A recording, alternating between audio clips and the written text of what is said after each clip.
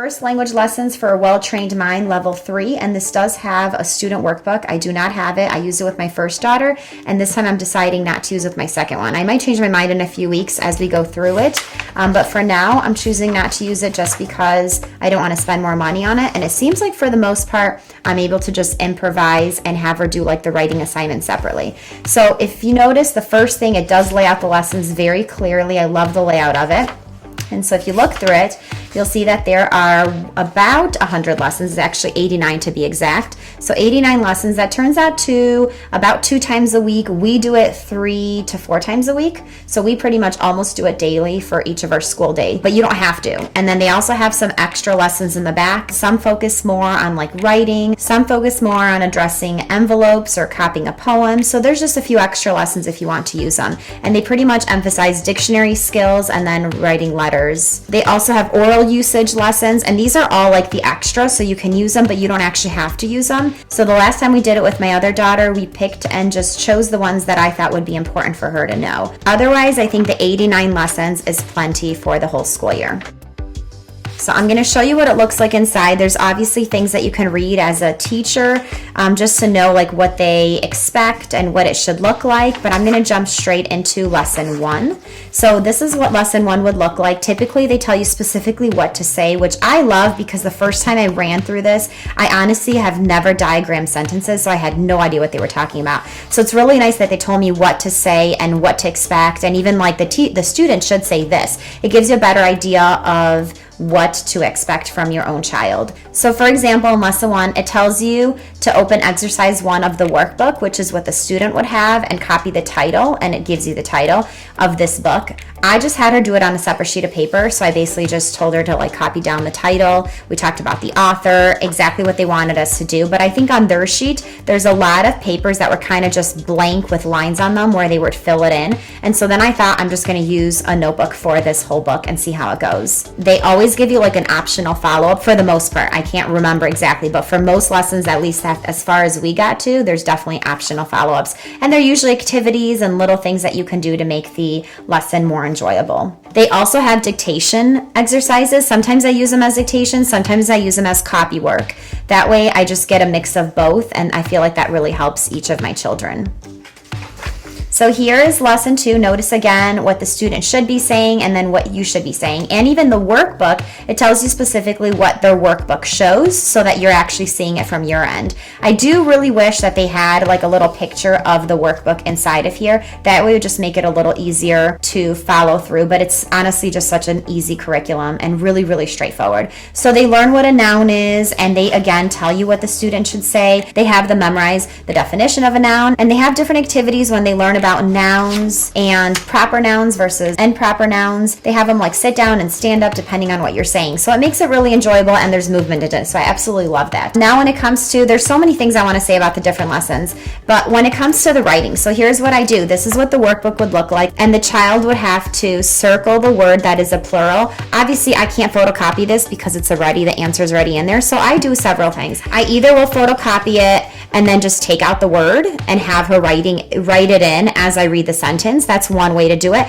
Or I could just have her take out, her notebook that we use for this curriculum and ask her which one is the plural and have her write it down, or just verbalize it and just ask her which is the plural in the sentence. So I've approached it several different ways. Like I said, it's working for us now, but I might actually go back on this and actually order the workbook again for my second daughter. I kind of wish I would have held on to it for my first daughter, but we actually ended up throwing it out since she used it all. See? This is one of the games. They have a I spy a noun, so you say I spy with my little I, a noun that begins, and then you pick a noun in the room. So I really do like the games. She enjoys the games, and I think this is just such a good curriculum. It's rigorous enough, but yet it's still really enjoyable for the children. So I'm going to just show you what it looks like more inside, but I just love the layout of it. There's so many things I like about this. Another thing that I like is they do a really good job of teaching a child like the different pronouns, and there's different like rhythms that we use to teach it to them. So this is the stand up, sit up game that I was talking about. So you go through these items and the child either has to stand up or sit down based on if it's a proper noun or not. skip a few. They also have poems included. Sometimes they have to copy a part of the poems. They do encourage poem memorization, which I haven't really enforced. I just do different things with the poem. But they do, like, they'll use a poem to introduce verbs. So it's just a really, really neat approach to things. And then a sweet little verb poem. And then they introduce sentence diagramming. I have to say, it's not too difficult, it's straightforward, and it's just really easy to understand. Maybe when we get to more in-depth sentence diagramming, then maybe I will buy the workbook. I'm not really sure, but so far it's been working for us. I'm going to skip a few just so you get a better idea of what it looks like. So the child's workbook will pretty much have this sentence and this will be empty, and the child will have to fill it in on their workbook. I'm just planning on printing out a bunch of different diagrams that are empty and then having her fill it in with the different sentences that I will give her based on this. So notice this is the workbook. These are the sentences that the child has. So they'll have different sentence diagrams that are empty and they'll have to fill it out using these. So if I print out a bunch of these, I think we'll be fine for this whole book. I do like the fact that it's not tons and tons of writing. It's also a lot of verbal things, a lot of games. So it's a good mixture of everything. And I'm always concerned when a curriculum is too simple. And I felt like this one is just rigorous enough for the child to be engaged, for them to enjoy it. And they're still learning a lot without them realizing that some of this is actually like pretty hefty. But because they do such a good job of explaining, I don't think that the child, walks away being like brain fried or anything. And the reason I mention that is because in IEW, it felt like it was a bit much for my 4th grader. I also love the fact that they do a really good job of introducing helping verbs, and so it turns into like a little pattern. It says am, is, are, was, were, be, being, been. So it's super sweet. The children really like these, and we also use this method for our verbs, and I could show that to you. So we had a little bit different one with our first daughter that we made, but this is basically how it works. So I wrote them out in a specific order so that it goes with our clapping, but they really like it. It's I, me, my, mine, you, your, yours. He, she, him, her, his, hers. They, them. We, us, our, ours, their, theirs. And then it, its, 1, 2, 3, 4, 5, 6, 7, done, done, done. So it goes in rhythm. I might have been a little bit off then when we got to their and theirs, but it really, really works, and the kids love it, and it's an easy way for them to memorize the pronouns. I know it's not important for them to actually memorize it, but I think oftentimes my kids got stuck with it. So when I saw their approach and using this like little rhythm thingy, I absolutely loved it.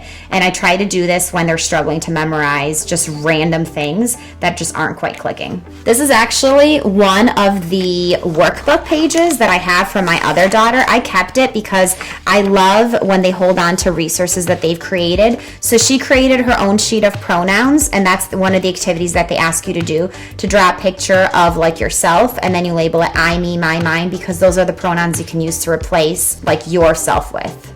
So in this case, it'd be Andrea. I can use I, me, my, mine to replace that. And then draw a picture of the person your teacher was. So you can replace your teacher with you, your, yours. Draw a picture of a guy, draw a picture of a girl, then draw a picture of a group of people, and then draw an item for it and its. And so we just had, it was a great discussion, but this is what it looks like. Notice even the dictation exercise, it's just blank. So you can always like remake this and just use your own paper. And this is what I mean by, like, it seems like there's not a lot of writing on a lot of the pages. So even when they make it plural, it'd be really simple for me to just pull out the words and just have her write it on her own sheet of paper. And that's actually what we did. Obviously, I love the fact that they see it and then they make it plural. I either write it by hand really, really quickly, or I just save it and then she'll write the plural. And if she spells it wrong, we just fix it quickly. I do have one more worksheet that you can see that I kept from my other daughter. So again, optional dictation, they just leave it blank. And then these are the seasons. It's just something for them to look at and talk about. So notice again, there's not tons of writing on it. So it's really, really easy to replicate these, or even this. So some of these, here are the helping verbs with the little slash. That's for the clapping. So am, is, are, was, were, so that we know when to clap and how to make this work for them to memorize the helping verbs. But notice, I don't feel the need that a child needs this on a worksheet. We can just work on it and have it written out. So it works for us, but you can actually, like I said, buy this. It comes in a binder. I can't remember if mine was used and that's why it came in a binder, but now that I'm seeing the perforated side, maybe it does come in an actual workbook, and mine just came binded up. Guys, considering that I've never done sentence diagramming, I cannot emphasize enough how easy this was to follow with your instructions. Like, I honestly have never seen it, so I had no idea what it even meant, and it was really, really easy to follow. So this is an example of how they emphasize poem reviews. So on this day, we don't, again, emphasize memorizing, but I would just have them read these poems out loud that day, and that was the lesson for the whole day. So that one's a really quick one. I'd say typically the lessons take anywhere from like 10 minutes to maybe 40 minutes, and 40 minutes sounds like a lot. It's really not. It's just because we have really good discussion on a lot of these things. So when it comes to prepositions, there were so many. We initially started memorizing them and clapping through them, and then the list became so hefty that we chose to just stick to the ones we knew and make sure that the kids understand what a preposition is and know a handful of them. So they do know like the beginning part of it, and I think that's enough to remind them what a preposition is.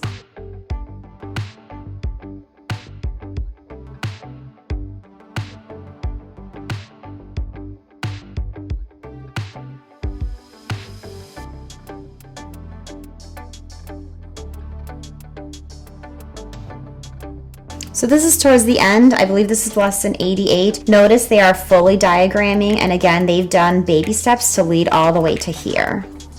Here's another one of those review days. And I do want to show you the extra lessons at the end. So this is already starting into writing letters, and there's a few lessons on this. This is actually the last lesson, lesson 89, and they just go over all the poems. I would just have them read it out loud. That's what we did. And then you can decide from here if you actually want them to focus on like how do we write letters. My kids have pen pals, so we don't actually do this. I picked and chose the ones that my child needed.